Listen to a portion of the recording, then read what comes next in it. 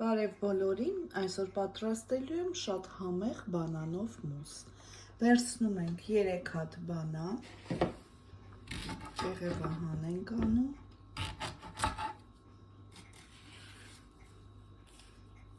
այստեղ ավելացնելու եմ 200 գրամ կատնաշոր, վերցրել եմ անյուղ տարբերակը,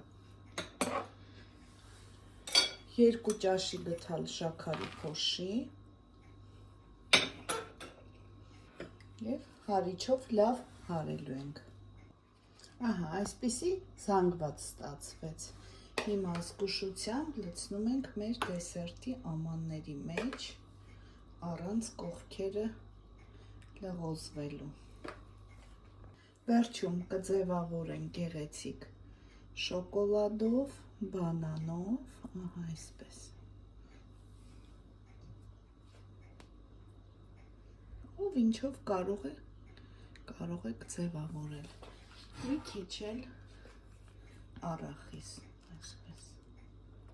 Ցանենք, կարող եք ընկույզ լցնել, ով ինչ ցանկանում է, ցանկացած ընդեղենով։ Եվ կդնենք սառնարանում մի 10 րոպե,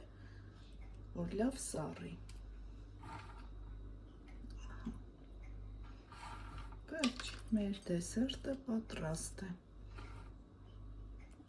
Լավ սառել է, արդեն կարող ենք մատուցել։ Այսքանը շատ համեղ է ստացվում, երեխաները անչափ սիրում են այս մուսը։ Պատրաստ եք անպայման։ Ցտեսություն։